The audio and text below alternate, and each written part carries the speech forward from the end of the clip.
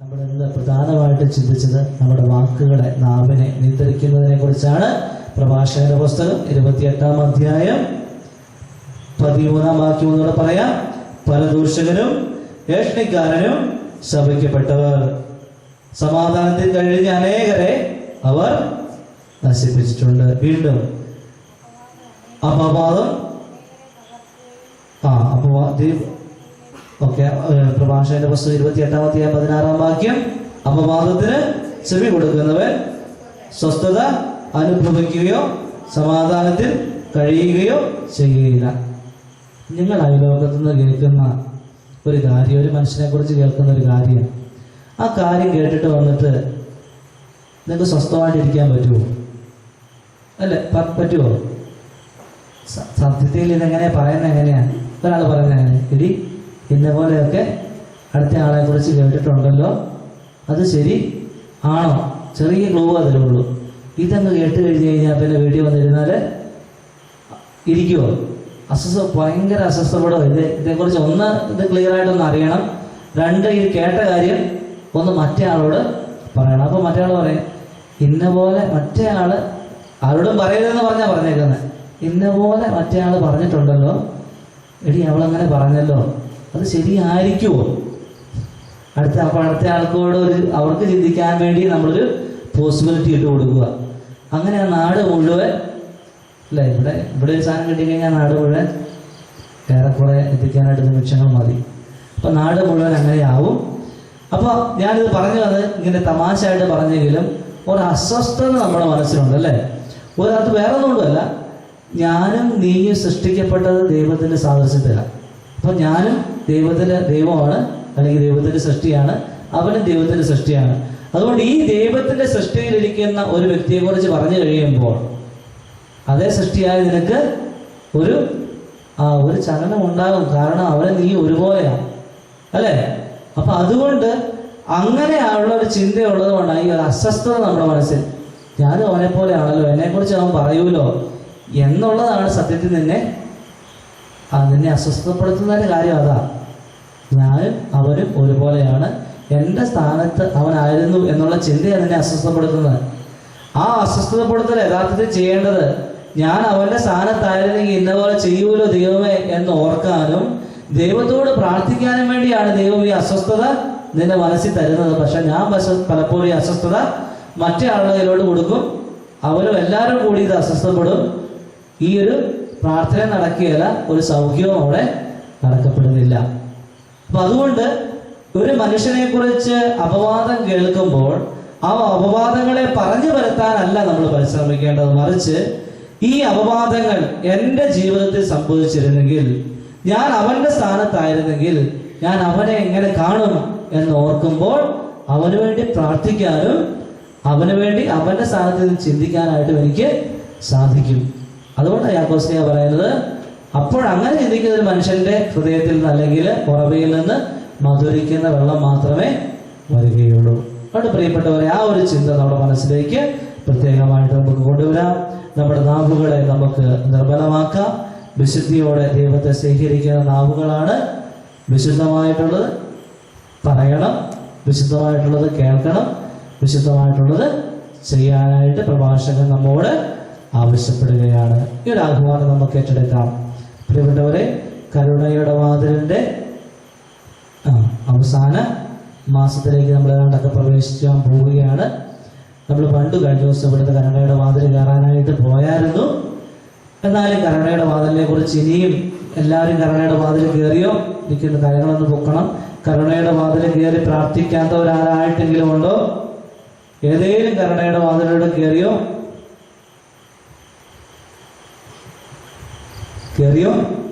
കരുണയുടെ വാതിൽ എന്ന് പറഞ്ഞ് മനസ്സിലായില്ലേ?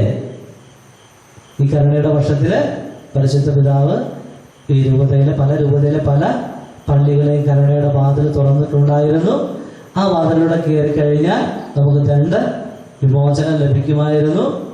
2 വിമോചനം എന്ന് പറയുമ്പോൾ, നമ്മുടെ പാപം ചെയ്ത ഒരു പാപ അവസ്ഥയിൽ ദൈവം മോചിപ്പിക്കുന്നുണ്ടെങ്കിലും നമ്മുടെ ഉള്ളിൽ, അല്ലെങ്കിൽ അതിൻ്റെ ഒരു പാപത്തിൻ്റെ ഒരു അംശം കിടപ്പുണ്ട്. ആ അംശം പോകണമെങ്കിൽ, ആ പാപഭാരം പോകണമെങ്കിൽ ദൈവം നമ്മളെ അനുഗ്രഹിക്കണം. ആ അനുഗ്രഹത്തിന് വേണ്ടിയായിരുന്നു കരുണയുടെ വാതില് തുറക്കപ്പെടരുത്. ഇത് റോമിൽ മാത്രം 4-5 ദേവാലയങ്ങൾക്ക് മാത്രം പരിശുദ്ധ പിതാവ് കൊടുത്തിരുന്നതായിരുന്നു. പക്ഷെ ഈ കരുണയുടെ വർഷം പ്രമാണിച്ച് എല്ലാ രൂപതകളിലേക്കും അത് കൊടുക്കുകയും ആ രൂപതയിൽ എവിടെയും 4-5 പള്ളികൾ ഉണ്ടായിരുന്നു. ആ പള്ളിയിലേക്ക് എങ്ങനെയായിരുന്നു കയറേണ്ടത്? ഒരു സ്വർഗ്ഗസ്ഥനായ പിതാവേ, ഒരു നന്മ നിറഞ്ഞു പറയുമേ, ഒരു ത്രിത്വസ്തുതി, ഒരു വിശ്വാസ പ്രമാണം ചൊല്ലി നമ്മുടെ പാവങ്ങളും പാവസാഹചര്യങ്ങളൊക്കെ ദൈവമേ തെറ്റുപറ്റിപ്പോയി എന്ന് പറഞ്ഞ് കയറുമ്പോൾ ക്ഷമിക്കപ്പെടുമായിരുന്നു. ഉപസാരം വേണം, വിശുദ്ധ കുർബാനയും അവിടെ സ്വീകരിക്കണം. അങ്ങനെ സ്വീകരിക്കുമ്പോഴാണ് ദണ്ഡവിമോചനം ലഭിക്കുന്നത്. ഇനിയും ഈ നവംബർ 20 അത് അവസാനിക്കുകയാണ്. പിന്നെ റോമിലെ 4 പള്ളിയിലേക്ക് കയറാനായിട്ട് നമ്മൾ പോകേണ്ടി വരും. ഇപ്പൊ റോം പോകാതെ ദൈവം വലിയൊരു അവസരം നൽകിയിരിക്കുകയാണ്. കരുണയുടെ വർഷം അവസാനിക്കാൻ പോവുകയാണ്. ഇനിയും അത് പ്രയോജനപ്പെടുത്താത്തവരായിട്ട് ആരെങ്കിലും ഉണ്ടെങ്കിൽ നിങ്ങൾ പോകണം. ഈ ദണ്ഡവിമോചനം പ്രാപിക്കണം. അല്ല, ദണ്ഡവിമോചനം പ്രാപിച്ചു കഴിഞ്ഞാൽ നമ്മൾ ശുദ്ധിയുള്ള ഒരാളായിത്തീരും, ഏറ്റവും വിശുദ്ധമായിട്ടുള്ള വ്യക്തിയായിത്തീരും. നമുക്ക് ഒരു പാവവും അവശേഷിക്കാതെ സ്വർഗത്തിലേക്ക് പ്രവേശിക്കാനായിട്ട്, കാര്യം മരിച്ചു പോകുന്നതല്ല, വളരെ സ്വർഗത്തിലേക്ക് പ്രവേശിക്കാനായിട്ട് ദൈവം അനുഗ്രഹിക്കും. അതുകൊണ്ട് പ്രിയപ്പെട്ടവരെ, ഈ ഒരു അവസരം ഒരിക്കലും പ്രയോജനപ്പെടുത്തരുത്. നമ്മുടെ രൂപതയിൽ എവിടെയുള്ളത്? പാറപ്പള്ളിയുണ്ടോ? പാറപ്പള്ളിയുണ്ട്, കത്തീഡ്രൽ പള്ളിയുണ്ട്. അപ്പോൾ നിങ്ങൾ എപ്പോഴെങ്കിലും സമയം കിട്ടിയത് കയറണം, പ്രാർത്ഥിക്കണം. കാരണം പിന്നെ അതുപോലെ തന്നെ വേറൊരു കാര്യം കൂടെ ഉണ്ട്. ഈ ഒരു അവസരത്തിൽ ശുദ്ധീകരണ സ്ഥലത്ത് വേദനിക്കുന്ന വ്യക്തികൾക്ക് വേണ്ടി കൂടി നമ്മൾ പ്രാർത്ഥിക്കുമ്പോൾ, ഓരോ ദീപവലി പ്രത്യേകിച്ചും കരുണയുടെ വാതിലുള്ള ദേവാലയത്തിൽ പോയി പ്രാർത്ഥിച്ച് ശുദ്ധീകരണ സ്ഥലത്തുള്ള ആത്മാക്കൾക്ക് വേണ്ടി പ്രാർത്ഥിക്കുമ്പോൾ അവരെയും ദൈവം രക്ഷിക്കുന്നുണ്ട്. അപ്പൊ നമ്മുടെ മുത്തച്ഛന്മാരോ ആരെങ്കിലും ഈശോയെ പണ്ട് എവിടെയെങ്കിലും വഴിതെറ്റി പോയിട്ടുണ്ടെങ്കിൽ, ഞാൻ ഓർക്കുന്നുണ്ടെങ്കിൽ, ആ തലമുറകളിലും വിശുദ്ധീകരിക്കപ്പെടാൻ വേണ്ടി ദൈവം നൽകിയിരിക്കുന്ന അവസരമാണ്. അതുകൊണ്ട് ഞാൻ മൂലം എന്നിലൂടെ എൻ്റെ കുടുംബം രക്ഷപ്പെടണമെന്ന് നിങ്ങൾ ആഗ്രഹിക്കണം. അപ്പൊ അതുപോലെ തന്നെ വേറെ ഒരു ഉപകാരോടെ ചെയ്യാം. ആർക്കും പ്രാർത്ഥിക്കാനായിട്ടില്ലാത്ത കുറേ ആത്മാക്കളുണ്ടല്ലേ? സ്വന്തമില്ല, ബന്ധമില്ല, അങ്ങനെയൊക്കെ മരിച്ചുപോയ ആത്മാക്കളുണ്ട്. ആ ആത്മാക്കൾക്ക് വേണ്ടിയൂടെ നിങ്ങൾ പ്രാർത്ഥിക്കണം. ഓരോ ദീപം ഇങ്ങനെയുള്ള ദേവാലയത്തിൽ പോയി ആത്മാക്കളെ സമർപ്പിച്ച് പ്രാർത്ഥിക്കുമ്പോൾ ആ ആത്മാവൂടെ രക്ഷിക്കപ്പെടുകയാണ്. അപ്പോൾ നിങ്ങൾ പ്രത്യേകം ഓർത്ത്, പ്രത്യേകിച്ചും മരിച്ച വിശ്വാസികളുടെ ആത്മാക്കൾക്ക്, വിശുദ്ധീകരണത്തിലുള്ള ആത്മാക്കൾക്ക് വേണ്ടി പ്രാർത്ഥിക്കുമ്പോൾ ആ ആത്മാക്കൾ വലിയ സ്നേഹം നമ്മളുണ്ട്. അത് പേടിക്കാൻ വേണ്ടിയല്ല, മറിച്ച് നമുക്ക് വേണ്ടി പ്രാർത്ഥിക്കും. അല്ലേ? പണ്ട് മരിച്ചു പോയ ആ പുള്ളി ഓർത്തല്ലോ, അവരൊന്ന് ഉപദ്രവിക്കൂല്ലോ എന്നല്ല പറഞ്ഞേ, അവർ വലിയൊരു അനുഗ്രഹം നമുക്ക് ലഭിക്കും. Hallelujah, hallelujah. അവിടെ പ്രിയപ്പെട്ട സഹോദരങ്ങളെ, നമ്മളിപ്പോൾ പ്രത്യേകിച്ചും അടുത്ത ദിവസങ്ങളിലൊക്കെ നിങ്ങൾ പ്രാർത്ഥിക്കണം. ഒന്ന്, നിങ്ങളുടെ കുടുംബത്തിൽ നിന്നും, അതിപ്പോൾ ആരും അധികം ഒന്നും കേൾക്കാത്തൊരു കാര്യമായിരിക്കും, കേട്ടിട്ടുണ്ടായിരിക്കും, എന്നാലും ആരും മറന്നുപോയിട്ടുണ്ടായിരിക്കും. അവിടെ പറയുക, നമ്മുടെ തലമുറയിൽ നിന്ന് ആരെങ്കിലും ഇങ്ങനെയൊക്കെ മരിച്ചു പോയിട്ടുണ്ടെങ്കിൽ നമുക്ക് അവരെ രക്ഷിക്കണം. കാരണം ദൈവം നമുക്ക് നൽകിയിരിക്കുന്നത് വലിയൊരു അവസരമാണ്. അത് ഒരിക്കലും പരാജയപ്പെടുത്തരുത്. ദൈവം നമ്മുടെ മുമ്പിൽ ഇങ്ങനെ കനിവായിട്ട് നയിക്കുമ്പോൾ നമ്മൾ ഒരിക്കലും ആ കനിവിനെ നിരാകരിക്കരുത്. അതുകൊണ്ട് പ്രിയപ്പെട്ടവരെ, നിങ്ങളുടെ കുടുംബത്തിൽ തലമുറകൾ ഇനിയിപ്പോൾ പാവം ചെയ്തെന്നോ ശുദ്ധികരണാത്മാക്കളോ ആണെന്ന് വിശ്വസിക്കൊന്നും വേണ്ട, അവർക്ക് വേണ്ടി ഒന്ന് പ്രാർത്ഥിച്ചു അല്ലേ? നല്ലൊരു കാര്യമല്ലേ? എൻ്റെ വലിയപ്പച്ചന്മാര് അപ്പച്ചന്മാര് അവരെയൊക്കെ സമർപ്പിക്കുന്നു എന്ന് പറഞ്ഞ് അവർക്ക് വേണ്ടി സമർപ്പിച്ചൊരു കുർബാന ആ ദേവാലയങ്ങളിൽ ചെല്ലി പോയി കാണണം, കുർബാന സ്വീകരിക്കണം. ആ സമയത്ത് തന്നെ പ്രാർത്ഥിക്കുന്ന കർത്താവേ, ഏതേലും ആത്മാവ് ഈ ലോകത്തിൽ ഏത് ആത്മാക്കളാട്ടെ നിങ്ങൾ ഓർക്കുന്ന എല്ലാ വ്യക്തികൾക്കും വേണ്ടി ആത്മാക്കളെ എല്ലാം സമർപ്പിച്ച് സമാധാനം കിട്ടാതെ മരിച്ചു പോയിട്ടുള്ള എല്ലാ ആത്മാക്കളെ നിങ്ങൾ മനസ്സിലേക്ക് വരുന്നുണ്ട്. ആത്മാക്കളെല്ലാം ഓർത്ത് പ്രാർത്ഥിക്കണം. അങ്ങനെ പ്രാർത്ഥിച്ച് എല്ലാവരും ഒന്ന് ശക്തിപ്പെടുത്തുന്ന ആ ഒരു കരുണയുടെ വർഷമായിട്ട് ഇതിനെ മാറ്റണമേ എന്ന് അപേക്ഷിക്കുക കേട്ടോ. ഹല്ലേലൂയ. ചെയ്യണം കേട്ടോ. എനിക്ക് തോന്നുന്നു എങ്ങനെ വന്നാലും ഒരു 20-25 രൂപ പോരെ ആ പള്ളിയിലൊക്കെ ഒന്ന് പോയി കുർബാന കണ്ടിട്ട് വരാൻ. 25 രൂപ മതി അല്ലേ? ഒരു ബർഗർ മേടിക്കണം, കൊടുക്കണം 40-45 രൂപ അല്ലേ?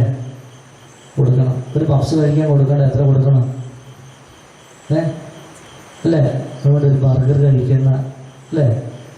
കഴിക്കുന്ന കാശെങ്കിലും കർത്താവിന് വേണ്ടിയും ഈ ശുശ്രൂഷയ്ക്ക് വേണ്ടി നമുക്കൊന്ന് കൊടുക്കാൻ വേണ്ടി അല്ലേ? KFC ഒക്കെ കഴിക്കുമ്പോൾ എന്നാ പറഞ്ഞാലും 300-400 ഒക്കെയാണ്. അത്ര ഒന്നും അച്ഛൻ ചോദിക്കുന്നില്ല. ഒരു കുർബാന 100 രൂപയേ ഉള്ളൂ. കുർബാന പോലും ചെല്ലിക്കേണ്ട, കുർബാന അവിടെ പോയി കണ്ടാൽ മതി വിശ്വാസത്തോടെ. ഹല്ലേലൂയ. ചെല്ലിയല്ലേ? ഹല്ലേലൂയ, ഹല്ലേലൂയ. ബർഗർ എന്നൊക്കെ പറഞ്ഞപ്പോൾ കുറച്ച് പേര് എഴുന്നേറ്റ്. ഇത്ര നേരം ആരും എഴുന്നേറ്റില്ല. ബർഗർ എന്ന് പറഞ്ഞത് KFC എന്ന് പറഞ്ഞപ്പോഴും കുറച്ച് പേര് എഴുന്നേറ്റിട്ടുണ്ട്. അതൊക്കെ അവർ കേട്ടിട്ടുള്ളത്. അവർ കേട്ടിട്ടില്ലെങ്കിൽ എന്നാ അച്ഛൻ പറഞ്ഞതെന്ന് ഒന്ന് ചോദിച്ചേക്കണം കേട്ടോ. അച്ഛൻ ഈ അച്ഛൻ എന്നാ പറഞ്ഞിരുന്നത്? KFC എന്ന് മാത്രമേ ഞാൻ കേട്ടിട്ടുള്ളൂ എന്ന് പയ്യെ പറഞ്ഞിട്ട് ബാക്കി എന്നാ പറഞ്ഞെന്ന് ചോദിച്ചേരാം കേട്ടോ. Hallelujah, hallelujah. പ്രിയപ്പെട്ടവരുടെ നിമിഷങ്ങളിൽ നമുക്കൊന്ന് സ്തുതിച്ച് കർത്താവിനെ മഹത്വപ്പെടുന്ന നിമിഷങ്ങളാണ് ഈ നിമിഷങ്ങളിൽ. നമുക്ക് നമ്മുടെ രോഗാവസ്ഥകൾ, നമ്മുടെ കുറവുകളെല്ലാം കർത്താവിന്റെ മുമ്പിൽ സമർപ്പിച്ച് പ്രാർത്ഥിക്കാം. ഇന്ന് സ്വതന്ത്രമായിട്ട് നമുക്ക് സ്തുതിക്കാം. സ്തുതിക്കുന്ന സമയങ്ങളിൽ ഞാൻ പറഞ്ഞല്ലോ, പ്രത്യേകിച്ച് നിങ്ങളുടെ രോഗാവസ്ഥകൾ പറഞ്ഞ് സ്തുതിക്കുക. ഈ നിമിഷങ്ങളിൽ ഏറ്റവും നിങ്ങൾക്ക് വേദനയുള്ള, പ്രത്യേകിച്ച് കാൽമുട്ട് വേദന, അങ്ങനെയുള്ള വേദനകൾ, എനിക്ക് ഭയങ്കരമായിട്ടുള്ള രോഗസൗഖ്യം വേണം എന്നങ്ങനെ ആഗ്രഹിക്കുന്ന ഏതെങ്കിലും വ്യക്തികളുണ്ടെങ്കിൽ ആ വ്യക്തികളെ ഈ സെൻ്ററിലേക്ക് വരിക. ഞാൻ കരങ്ങൾ വെച്ച് പ്രാർത്ഥിക്കും, ഓരോരുത്തരുടെ അദ്ദേഹത്തോടെ പ്രാർത്ഥിക്കും. ആ നിമിഷങ്ങളിൽ നമ്മുടെ എല്ലാവരോടും പ്രാർത്ഥിക്കുക. അപ്പോൾ ദൈവത്തിൻ്റെ വലിയ ആത്മാവ് ഇവിടെ ഇറങ്ങി ആ വ്യക്തിയെ സുഖപ്പെടുത്തും, അത് ഉറപ്പാണ്. അപ്പം അങ്ങനെ വേദന അനുഭവിക്കണം, എനിക്ക് സൗഖ്യം വേണം എന്ന് ആഗ്രഹിക്കുന്ന ഒത്തിരി പേരെന്ന് പ്രതീക്ഷിക്കില്ല. പ്രത്യേക അവസ്ഥയാണ്. അങ്ങനെയുള്ള അവസ്ഥയിൽ പെട്ടെന്ന് ഒന്ന് ഇവിടെ മുട്ടുമേൽ നിൽക്കുക. അപ്പം നമ്മൾ സ്വന്തമായിട്ട് സ്തുതിച്ച് പ്രാർത്ഥിക്കുമ്പോൾ നിങ്ങൾ മുട്ടുമേൽ നിന്നോട്ട് ഓരോരുത്തരായിട്ട് വന്നാൽ മതി. അപ്പോൾ നമ്മൾ ഇവർക്ക് വേണ്ടി പ്രാർത്ഥിക്കുമ്പോൾ ദൈവത്തിൻ്റെ വലിയ ആത്മാവ് ഇറങ്ങി വരും. കാരണം ഞാൻ പറയുന്നത്, നമ്മളിവിടെ പ്രത്യേകിച്ച് നിങ്ങൾ ഏതൊക്കെയാണ് രാത്രി കർത്താവിന് കൊടുക്കാൻ വേണ്ടി വന്നതാണ്. അപ്പോൾ ഈ കർത്താവിന് കൊടുക്കുമ്പോൾ ഞാൻ തന്നെ പ്രാർത്ഥിച്ചാൽ അവിടെ ഒന്നും നടക്കാൻ പോകുന്നില്ല. നിങ്ങളെല്ലാവരുടെ പ്രാർത്ഥിക്കുമ്പോൾ ദൈവത്തിൻ്റെ പരിശുദ്ധാത്മാവിന് അവിടെ ഇരിക്കാൻ പറ്റിയല്ല. അച്ഛൻ തന്നെ പ്രാർത്ഥിച്ചാൽ ഹല്ലേലൂയ പറഞ്ഞ പരിശുദ്ധാത്മാവ് അവിടെ കേൾക്കും. അച്ഛനെ ചെറുതായിട്ടൊന്ന് തൊടും, അച്ഛനൊരു സന്തോഷം കിട്ടും, അല്ലേ?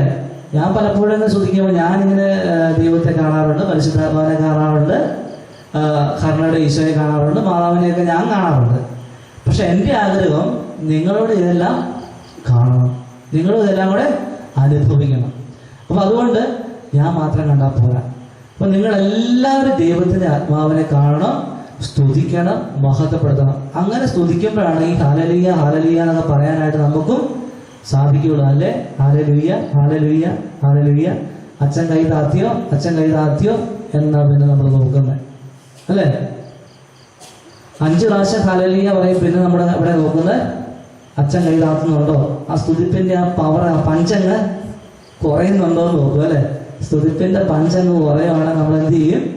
നമ്മൾ കൈ അങ്ങ് താഴെ ഇടും. അപ്പൊ അതല്ല, സ്തുതിപ്പിന്റെ പഞ്ചല്ല. നീ എത്രമാത്രം സ്തുതിക്കുന്ന അത്ര അനുസരിച്ചാണ് നിന്റെ കൃപ എൻ്റെ വരുന്നത്. നായിക്കപ്രഭച്ചന്റെ കാര്യമൊക്കെ ടീച്ചർ ഇവിടെ പറഞ്ഞു. ആ മനുഷ്യനൊക്കെ പോകുന്ന വഴിക്ക് തന്നെ അത്ഭുതങ്ങളാണ്, അല്ലെ? പണ്ട് ഈശോ നടന്നു പോയപ്പോൾ ആ ഉടുപ്പെ തൊട്ട പുള്ളിക്കാരത്തേക്ക് സൗഖ്യം കിട്ടിയ പോലെയാണ് ഇന്ന് ഈ മനുഷ്യനൊക്കെ കടന്നു പോകുമ്പോൾ അത്ഭുതങ്ങൾ അടയാളങ്ങൾ നടക്കുന്നത്. അപ്പൊ അതുകൊണ്ട് ദൈവത്തിനെ സ്തുതിച്ച് നമ്മൾ പ്രാർത്ഥിക്കുകയാണ്. ഒന്ന് നമ്മളെല്ലാവരും കൂടി 2 നിമിഷം സ്തുതിച്ച് പ്രാർത്ഥിക്കുന്നു. അതിനുശേഷം നമ്മൾ രോഗിയുടെ മേൽ കൈവച്ച് പ്രാർത്ഥിക്കുന്നു. ആ പ്രാർത്ഥിക്കുന്ന സമയങ്ങളിൽ നമ്മളെല്ലാവരും ഈ രോഗിയെ സമർപ്പിച്ച് പ്രാർത്ഥിക്കുന്നു. അപ്പോൾ ദൈവത്തിന് വലിയ കൃപ ഈ ആലയത്തിൽ കുറഞ്ഞ് ഒഴുകും. അത്ഭുതങ്ങളും വിടുതലുകളും ഇവിടെ സംഭവിക്കും. വിശ്വസിക്കണം ആദ്യം. ഹല്ലേലൂയ ഹല്ലേലൂയ ഹല്ലേലൂയ. അതുകൊണ്ട് ആദ്യം നമുക്ക് ഒന്ന് സ്തുതിച്ച് ദൈവത്തെ മഹത്വപ്പെടുത്താം. ഈ ആലയത്തിലേക്ക് കർത്താവിൻ്റെ പരിശുദ്ധാത്മാവിൻ്റെ വലിയ നിറവ് ലഭിക്കാൻ വേണ്ടി ആഗ്രഹിച്ചുകൊണ്ട് നമുക്ക് സ്വതന്ത്രമായി സ്തുതിക്കാം. ഈ കൈകൾ ഉയർത്തണം. ഒരു 10 മിനിറ്റെങ്കിലും കുറഞ്ഞത് നിങ്ങളുടെ കൈകൾ ഉയർത്തിപ്പിടിക്കണം കേട്ടോ. ഉയർത്തിപ്പിടിക്കുകയല്ലേ? ഞാൻ 10 മിനിറ്റ് നോക്കട്ടെ കേട്ടോ. മൈക്ക് എൻ്റെ സൗണ്ട് കിട്ടാൻ വേണ്ടി കേട്ടോ, അല്ലെങ്കിൽ ഈ അടുത്ത കൈ ഞാൻ പൊക്കുകയാണ്. ഏതൊക്കെയാണ് നമ്മൾ കർത്താവിൻ്റെ കൈകൾ ഉയർത്തുകയാണ്, സ്തുതിക്കണം. ചില വേദനയൊക്കെ ഉണ്ടാകും, ആ വേദനകളെ കർത്താവിന് കൊടുക്കണം. അപ്പോൾ ദൈവത്തിൻ്റെ പരിശുദ്ധാത്മാവ് നിമിഷങ്ങളിൽ ഇറങ്ങി വരും, എല്ലാവരും തൊടും. നിങ്ങളുടെ എല്ലാവർക്കും ഇവിടെ നിൽക്കുന്ന ആർക്കെങ്കിലും ദൈവത്തെ കാണണം, കാണും, ഉറപ്പാണ്. വിശ്വാസത്തോടെ പ്രാർത്ഥിച്ചാൽ ഇവിടെ നിൽക്കുന്ന എല്ലാവരും ദൈവത്തെ കാണും. ഇവിടെ നിൽക്കുന്ന ഒരു 10-15 പേർക്കെങ്കിലും പരിശുദ്ധ അമ്മയുടെ സുഗന്ധം ലഭിക്കും, ഉറപ്പാ കിട്ടും. അതുകൊണ്ട് വിശ്വസിച്ച് പ്രാർത്ഥിക്കണം. ഒരു 10-15 പേർക്കെങ്കിലും പരിശുദ്ധ അമ്മയുടെ സാന്നിധ്യവും സുഗന്ധവും ലഭിക്കാനായിട്ട് സഹായിക്കും. ഇത് വെറുപ്പാക്കല്ല, ദൈവത്തിന് മുമ്പ് വെച്ച് ഞാൻ പറയുക, കിട്ടും. അതുപോലെ പല വ്യക്തികളും കർത്താവിനെ കാണും. വിശ്വാസത്തെ പ്രാർത്ഥിക്കണം. വിശ്വാസത്തെ പ്രാർത്ഥിച്ചാൽ പല വ്യക്തികളും ദൈവത്തെ കാണും. അതുകൊണ്ട് ഇവിടെ അത്ഭുതം നടക്കുമെന്ന് നിങ്ങളെ ദൈവം ബോധ്യപ്പെടുത്തുകയും ചെയ്യും.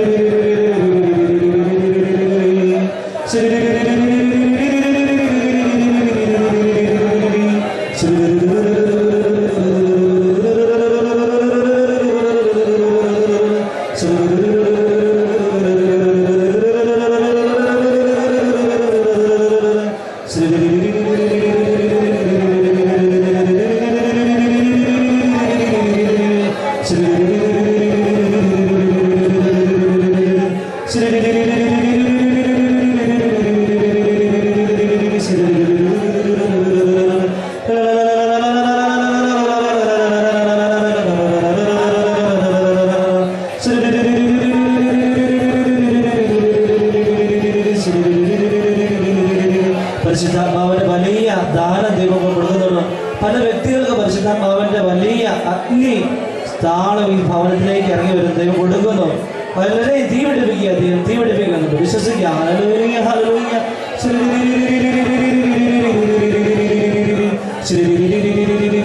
ഒന്ന് രണ്ട് വ്യക്തികളെ കർത്താവ് സ്പർശിക്കുന്ന പോലെ അവർ അനുഭവപ്പെടുന്നുണ്ട്. ഹല്ലേലൂയ, ഹല്ലേലൂയ, ഹല്ലേലൂയ, ഹല്ലേലൂയ, ഹല്ലേലൂയ, ഹല്ലേലൂയ, ഹല്ലേലൂയ, ഹല്ലേലൂയ.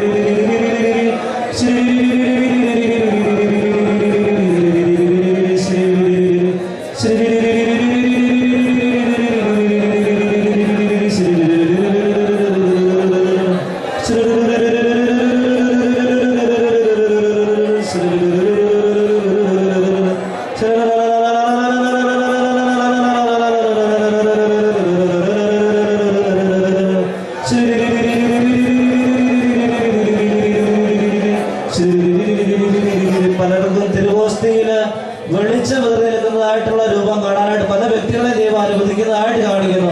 ഹല്ലേലൂയ, ഹല്ലേലൂയ, ഹല്ലേലൂയ, ഹല്ലേലൂയ. സുരഹലാല ശ്രീ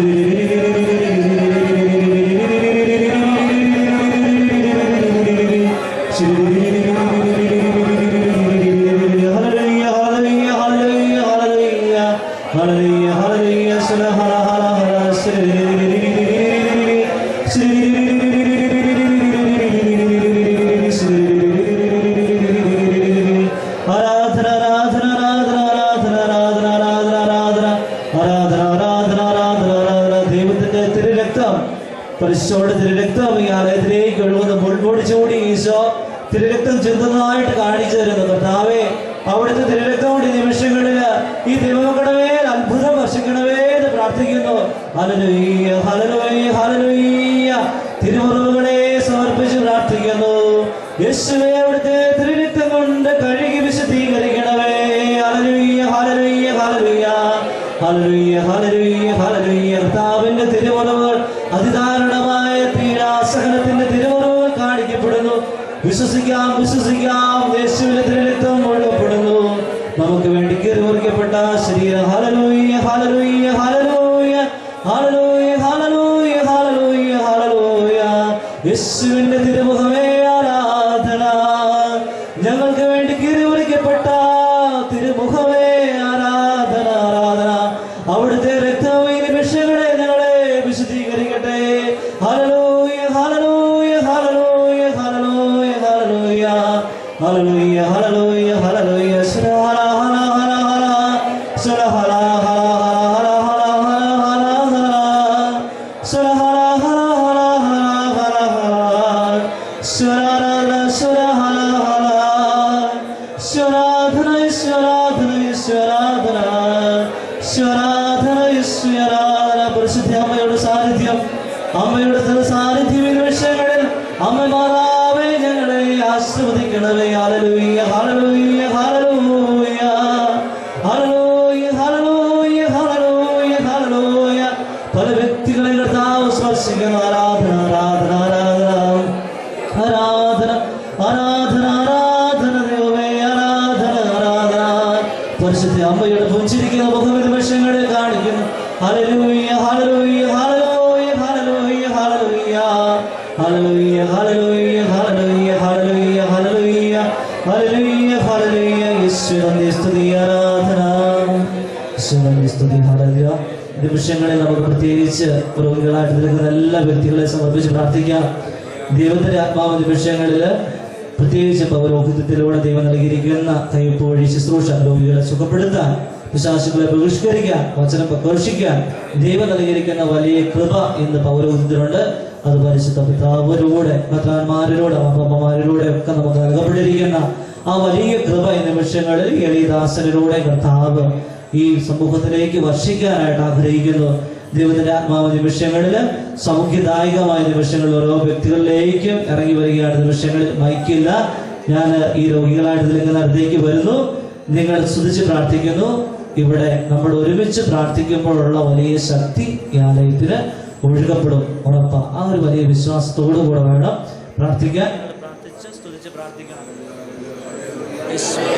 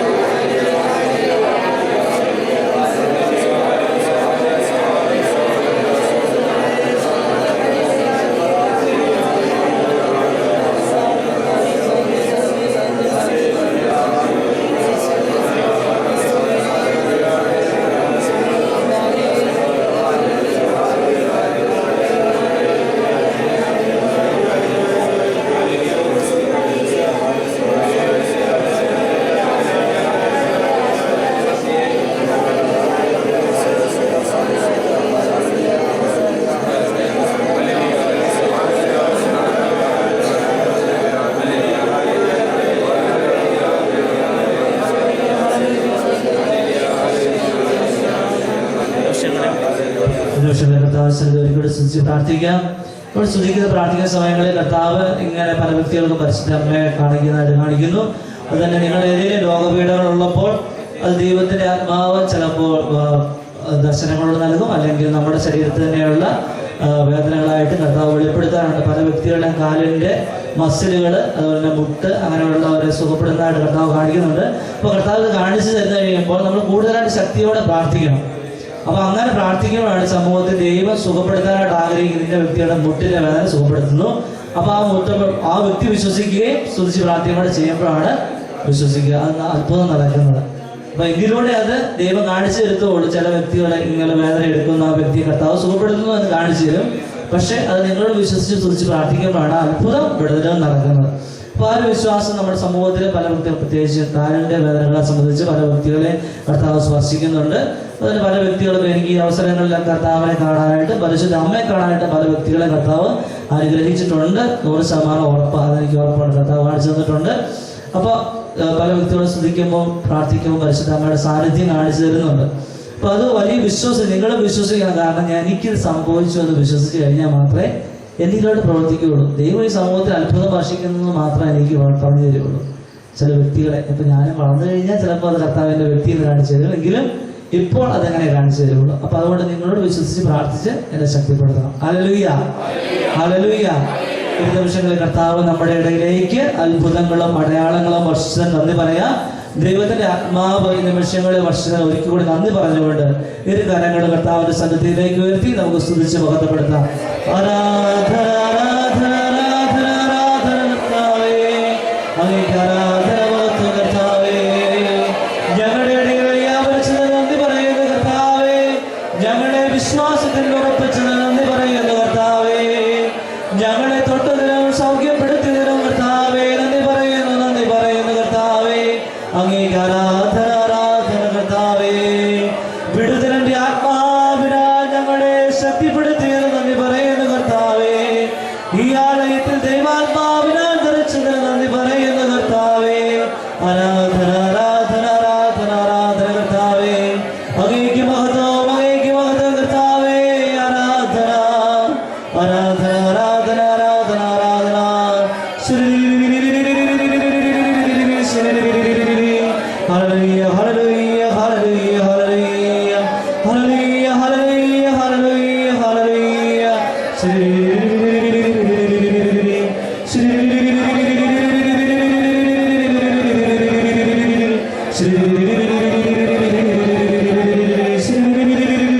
ആരാധന ആരാധന ആരാധന ആരാധന ആരാധന കർത്താവേ. അങ്ങേക്ക് ആരാധന ആരാധന കർത്താവേ.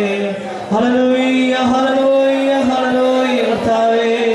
അങ്ങേക്ക് ആരാധന ആരാധന ആരാധന കർത്താവേ. ആരാധന ആരാധന ആരാധന കർത്താവേ. അങ്ങേക്ക് ആരാധന ആരാധന കർത്താവേ.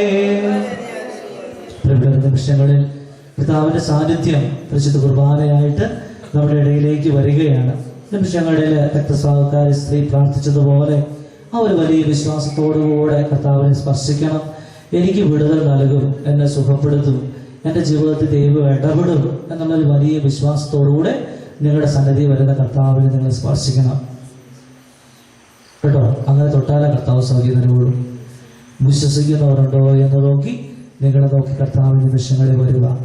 അപ്പോൾ ആ ഒരു വലിയ വിശ്വാസത്തോടെ തൊട്ടോ ദൈവ സൗഖ്യം നൽകും. വിശ്വസിച്ചവർക്കൊക്കെ അവൻ സൗഖ്യം കൊടുത്തിട്ടുണ്ട്.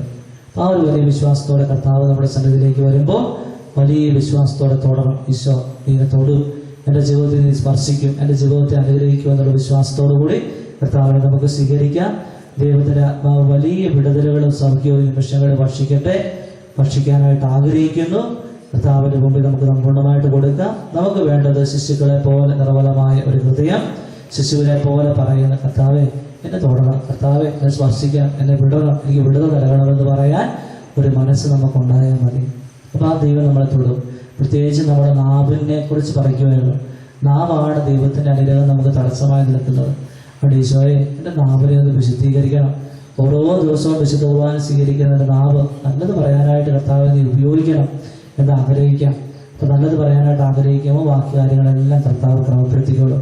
എൻ്റെ വിശ്വാസത്തോടെ കർത്താവിൻ്റെ മുമ്പിൽ നിൽക്കാം, വിശ്വാസത്തോടെ പ്രാർത്ഥിക്കാം. ദൈവം നിങ്ങളെല്ലാവരും സ്പർശിക്കുന്ന നിമിഷമാക്കി ഇതിനെ മാറ്റണം. കാരണം കർത്താവ് ഈ നിമിഷം അൾത്താരയിൽ നിങ്ങളുടെ അടുത്തോട്ട് വരുന്നുണ്ടെങ്കിൽ അനുഗ്രഹിച്ചല്ലാതെ അതിനെ ഞാൻ പിടിയേല എന്ന് യാക്കോബ് പറഞ്ഞ പോലെ പറയണം. പിടിക്കണം. പിടിച്ചാൽ ദൈവം തരാതെ പിടിയേല, അല്ലേ? സ്നേഹത്തോടെ പിടിച്ചു കഴിഞ്ഞാൽ കർത്താവിന് സ്നേഹിക്കുന്നവരെ കർത്താവിന് ഭയങ്കര ഇഷ്ടമാണ്, അല്ലേ? അത് നമ്മുടെ സമരക്കാരി സ്ത്രീയോട് പറയുന്നുണ്ട്, ആരെന്നോട് കൂടുതൽ സ്നേഹിച്ചാൽ അവനോട് കൂടുതൽ ക്ഷമിക്കും.